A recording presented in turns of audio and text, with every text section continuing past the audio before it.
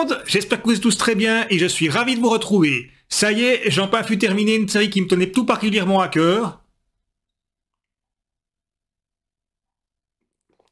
Oui, voilà. Non, ça vous donne pas un petit indice avec ceci? Et puis si je vous montre ceci, ce sera plus clair? Voilà, oui, j'ai enfin pu terminer de regarder La Casa de Papel. Ce masque est finalement devenu un symbole.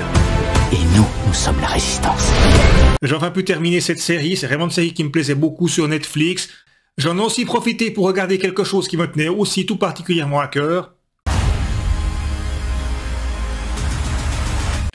Oui, j'ai enfin pu voir Rocky IV, Rocky vs Drago, en sous-titré français.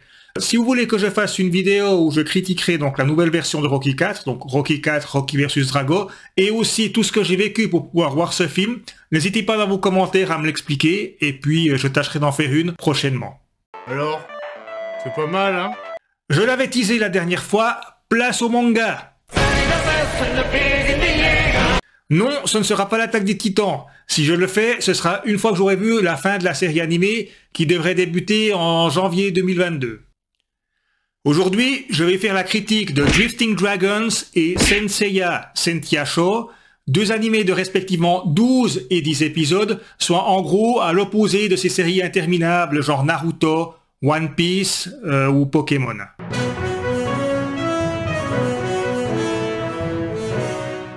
D'ailleurs, tiens, pour les fans de One Piece, j'ai une question. Luffy, il a aussi le zizi qui est élastique? Sur ce, c'est parti! Goldorak, go!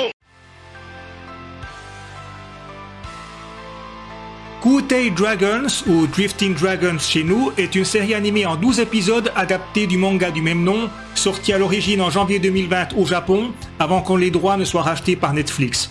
C'est un seinen qui se déroule dans un monde médiévalo-steampunk où on va suivre les aventures de l'équipage du Queen Zaza, qui est un dirigeable. Ce sont des dragonneurs, ils chassent les dragons de diverses tailles et formes pour se nourrir, mais surtout pour en revendre les différentes parties. Il leur arrive également de défendre des villes ou villages contre des dragons. On va suivre le quotidien de l'équipage à travers les yeux de ses différents membres, principalement Takita, Mika, Jiro et Vanabelle. Concernant les personnages ou l'histoire, ne vous attendez pas à un animé très dense. Les 4 personnages principaux ont des motivations qui sont pas très complexes. Takita est la nouvelle arrivée, Mika est un super chasseur mais il ne pense qu'à bouffer de la viande de dragon, Jiro veut prendre la relève de son père et Vanabelle est peu loquace mais elle semble cacher un passé un peu sensible. L'histoire se concentre principalement sur la vie au quotidien sur leur dirigeable, avec des petites histoires, des développements de personnages et des moments culinaires à base de recettes de dragons. La trame reste simpliste, avec des arcs typiques et des relations assez basiques, mais ce n'est pas forcément un mal. Les personnages sont attachants, on s'identifie à eux et l'on suit facilement leurs aventures. Mais comme je l'ai dit, Drifting Dragons c'est un seinen, donc c'est un animé qui est un peu plus mature, donc on va retrouver dedans les prostituées, de l'alcool, et puis bon, les chasses de dragons sont aussi assez dures parfois, parce que la majorité des dragons, ils sont paisibles, ils sont pas du tout agressifs, et on les chasse uniquement pour, en gros, pour l'argent, quoi. Que ce soit dans le chara-design ou le style graphique, Drifting Dragons devrait plaire aux amateurs de jeux de rôle japonais. La réalisation est vraiment bonne, les scènes d'action sont dynamiques, et le mix entre 2D et 3D est très bien géré. Quant à l'OST, je l'ai beaucoup aimé, orchestral dans les scènes d'action, et nettement plus chill dans les moments calmes.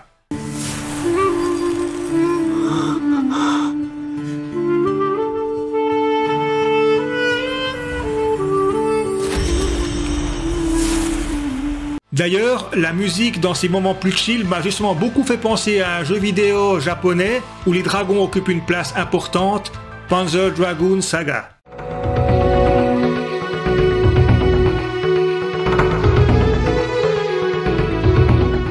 Un chef-d'œuvre au passage.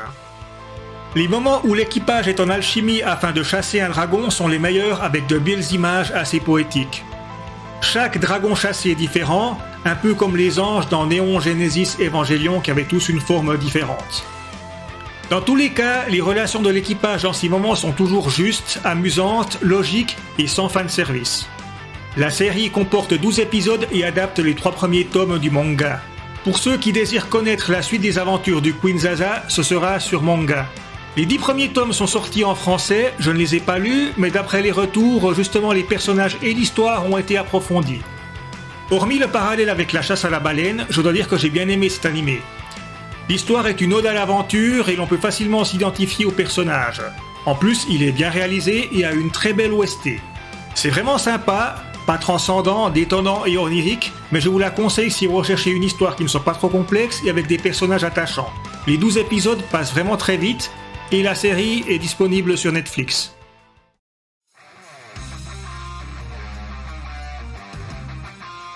Tout le monde connaît Saint Seiya ou les Chevaliers du Zodiaque qui fit les beaux jours du Club Dorothée aux côtés de Dragon Ball, Juliette Je t'aime, Ken le Survivant et plein d'autres. C'est quand même une série qui avait réussi à nous intéresser à la mythologie grecque, et puis je me rappelle que dans le préau, il y avait des débats passionnés à l'époque pour savoir quel était le chevalier d'or le plus puissant ou quel était notre chevalier de bronze préféré. On compte un nombre de mangas, séries ou films assez incroyables dans l'univers de Saint Seiya. On va commencer avec la série originale, avec Clark sur le sanctuaire, Asgard et Poséidon et que tout le monde connaît. Puis la suite avec l'arc Hades qui est très bonne et qui clôt le manga original. Ensuite il y a eu Saint Seiya Lost Canvas qui est excellent. Quant au reste c'est beaucoup plus mitigé. Saint Seiya Omega et Saint Seiya Souls of Gold. Elles sont critiquées, mais personnellement j'ai préféré Saint Seiya Omega que Dragon Ball Super. Enfin, dans la catégorie qui fait mal au slip, ou en tout cas qui fait mal aux fans de Saint Seiya, il y a les films Tenkai-en en 2004 et le film de 2016, Les Chevaliers du Zodiaque, la légende du sanctuaire. Ce sont les cadavres de tous les imprudents qui ont osé mettre les pieds dans la maison du cancer. Ça vous plaît? Oui, le fameux, où le cruel chevalier du cancer est transformé en chanteur d'opérette. Splendide. Moi je m'appelle Masque de Mort. Et pour finir, la calamité absolue. La bouse infâme en CGI au graphisme digne d'une PS2 en fin de carrière, qui n'a aucun respect pour l'histoire de Saint Seiya, une insulte qui pisse à la gueule des fans, la série Saint Seiya sur Netflix.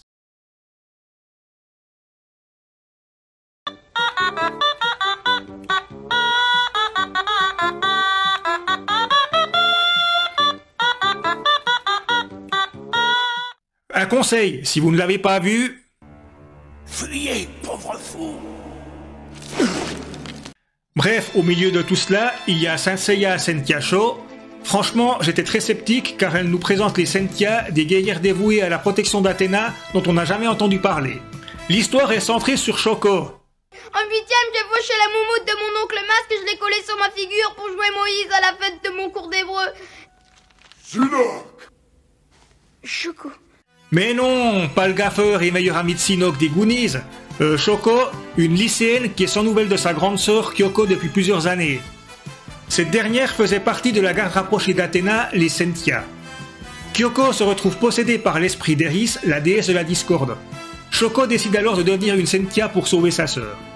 Non seulement on nous présente les Sentia, dont leur existence n'a jamais été ne serait-ce qu'été évoquée, mais en plus l'histoire commence un petit peu avant le tournoi galactique, puis se déroule en même temps que la série originelle. Mais bon, Sentia Show Lost Canvas reliait admirablement le tout et restait cohérent, ce sera peut-être pareil avec Sentia Show. En plus, il n'y a que 10 épisodes, allez, je mate le tout. Many hours later.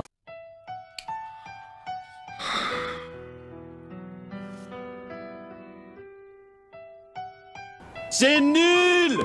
C'est nul! C'est honteux. Ça n'atteint pas l'horreur de la série Netflix, mais je l'ai mauvaise. Mais c'est quoi ce truc? Mais pourquoi? Mais pourquoi? Pourquoi? Putain! L'idée de partir sur un titre centré sur des femmes avait du potentiel, mais il fallait encore savoir quoi en faire. Cela se voit très clairement, vu qu'on laisse volontairement de côté certaines Sentia et qu'on met en avant les Chevaliers d'Or, ceux du Scorpion en particulier. En plus, quand il y a les Chevaliers d'Or, c'est les meilleurs passages de toute la série. La grosse connerie, c'est que cette histoire se déroule au même temps que la série originelle. Et l'incohérence générale qui règne ruine tout. Vous voulez des exemples? Shoko décide de devenir une Sentia avec un entraînement vraiment pépère, c'est presque à peine plus que du tai chi, rien à voir avec l'entraînement inhumain qu'avaient les chevaliers dans l'original. Ou encore, dans Sentia Show, tout le monde appelle Saori Athéna, alors que je rappelle, l'histoire commence avant le tournoi galactique, et dans la série originelle, Saori découvre qu'elle est Athéna pendant le tournoi galactique. Je pourrais continuer parce qu'il y en a plein. Par exemple, quand Seiya il sauve Athéna dans l'original et puis il bat Saga.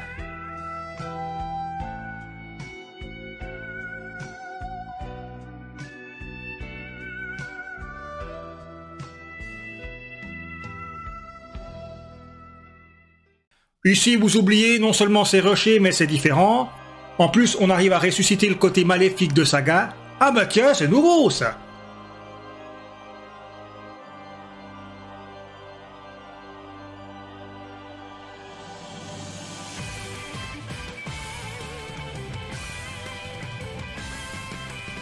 Et puis bon, je ne parle même pas de la violence qui a été complètement aseptisée. C'est à peine un peu plus violent que Pokémon, c'est vous dire. Hein. Bref, je vais m'arrêter là. Saint Seiya Senkyasho, c'était un manga et un animé ni fait ni à faire.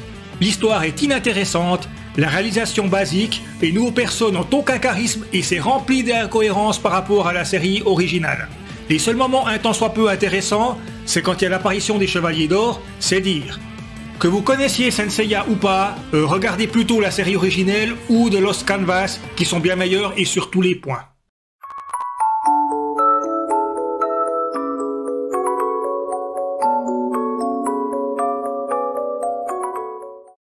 Pour terminer, j'aimerais vous dire un grand merci pour la dernière vidéo qui critiquait 3 films, qui est à l'heure actuelle la vidéo la plus regardée sur la chaîne.